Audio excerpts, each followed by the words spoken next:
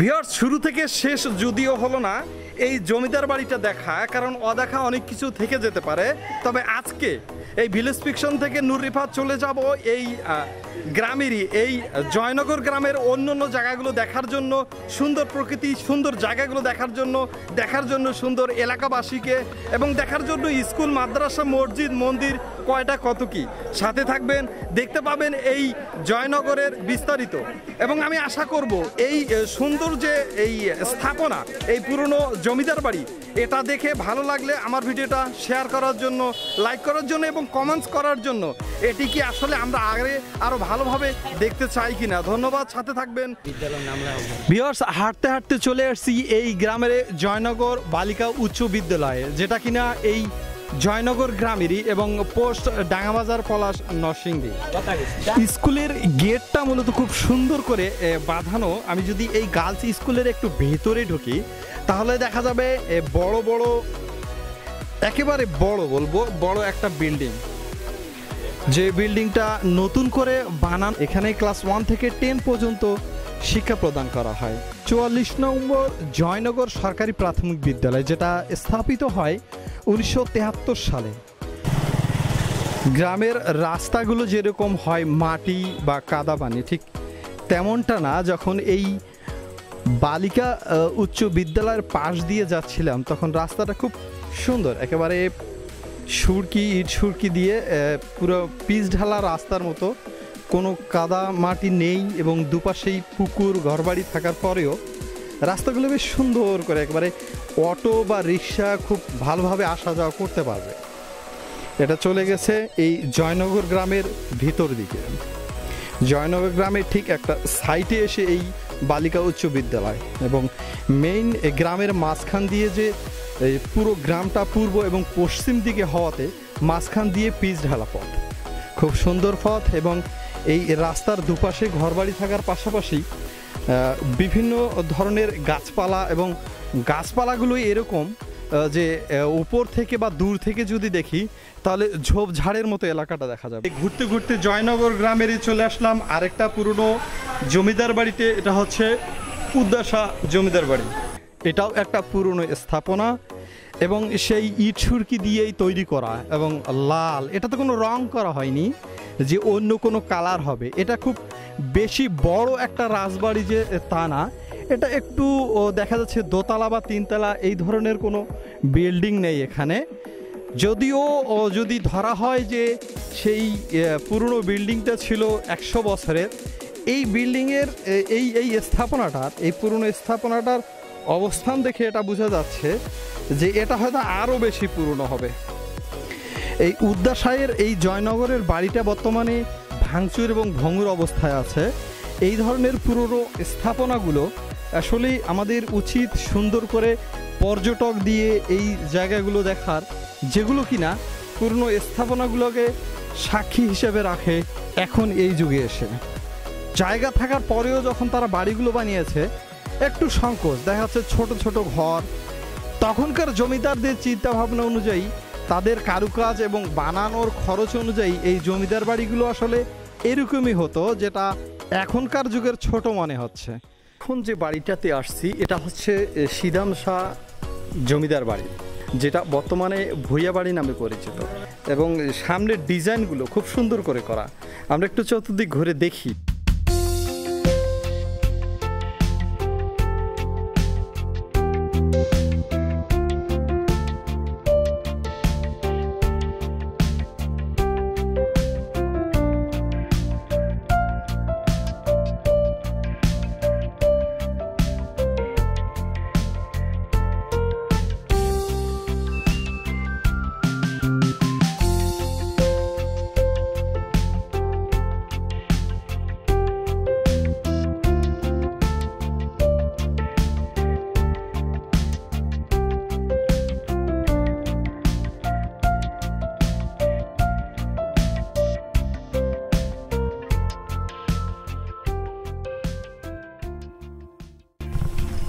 আস্তে আস্তে কাছে গেলে সিঁড়িটা এমনভাবে তৈরি করা, সুন্দর করে বাঁকা দিছে, এবং এক সাইডে জানি না, দুই সাইডেই ছিল সম্ভবত, অন্য সাইডে ভাঙা দেখতেছি সুন্দর করে।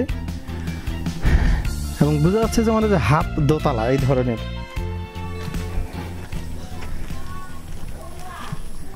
এই গ্রামের বেশিরভাগ ঘরে ঘরে দেখা যাচ্ছে বিভিন্ন ধরনের সুতা রিকনিংয়ের ব্যবসা তারা নিজের ঘরেই করে। এখানে ঘরের পাশে সুন্দর একটা জায়গা করে এই কোনিং ব্যবসাটা গ্রামের দীর্ঘদিনের ব্যবসা বলা যায়।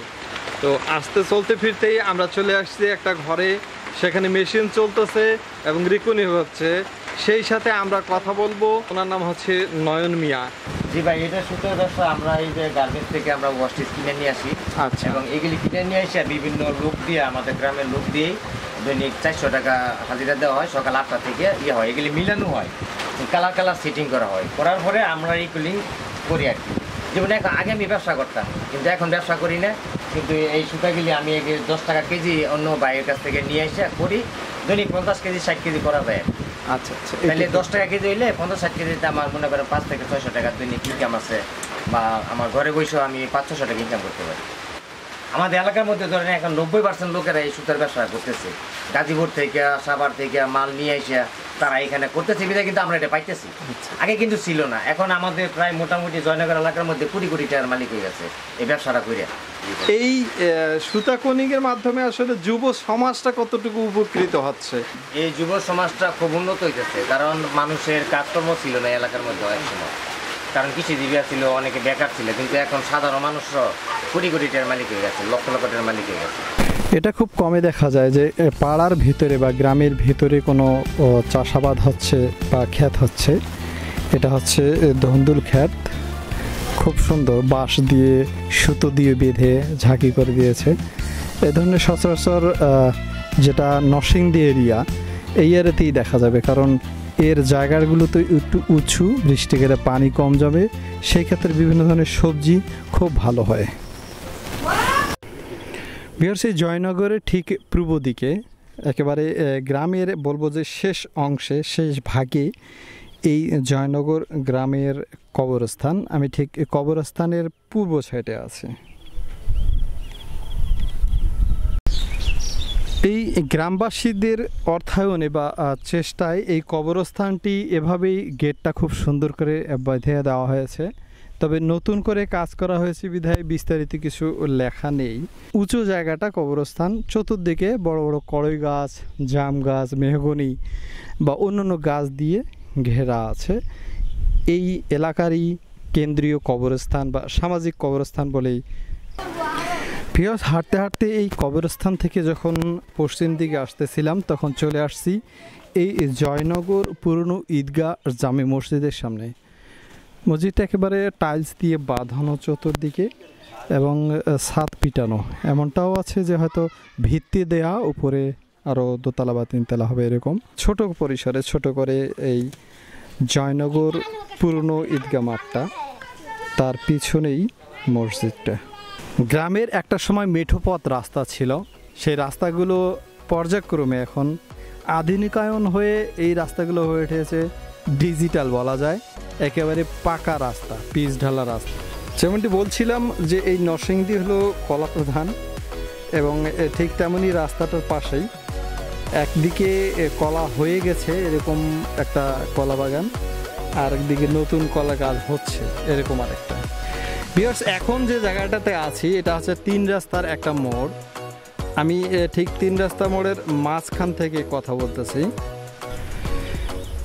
যেমনটি বলছিলাম, এই জায়গাটা হচ্ছে খায়ের ভিটা বলা যায়। একটা সময় এখানে খা বংশরা ছিল, এখন বর্তমানে সেটা একটা ভিটায় পরিণত হয়ে গেছে, জঙ্গলে হয়ে গেছে, এখন তারা নেই। কিন্তু জায়গাটা তো আছে, বাড়িঘর পর্যন্ত নিশ্চিহ্ন হয়ে গেছে। ভিউয়ার্স, এই জয়নগরের গ্রামের আশেপাশে ঘুরতে গেলেই অনেক সময় বাজার থাকে, মার্কেট থাকে, কিন্তু যখন একটু পাড়াগাঁয়ের ভিতরে হয় তখন বিভিন্ন ধরনের আইটেমগুলো পাওয়ার ক্ষেত্রে বাজারে নিয়ে গিয়ে এই গ্রামের ভিতরে দোকান থাকে। এই দোকানগুলো থেকে চা আড্ডা, কথা, খোশ গল্প, রাজনৈতিক গল্প, দেশের গল্প, সমাজের গল্প, ধর্ম এবং সামাজিকের গল্প হয়ে থাকে সকাল, সন্ধ্যা, দুপুর এবং রাতে। তবে এই দোকানগুলো থেকে অনেক সময় বিভিন্ন ধরনের দ্রব্যাদিও পাওয়া যায় এবং এখানে এসে সবাই অনেকেরই সাক্ষাৎও হয়। এই গ্রামের ঠিক মাঝখানে বলা যায়, একটু সাইড দিকে মাঝখানেই একটা ছোট করে মসজিদ। এটাও শুক্রবারে জুমার নামাজ এখানেও পড়া হয়।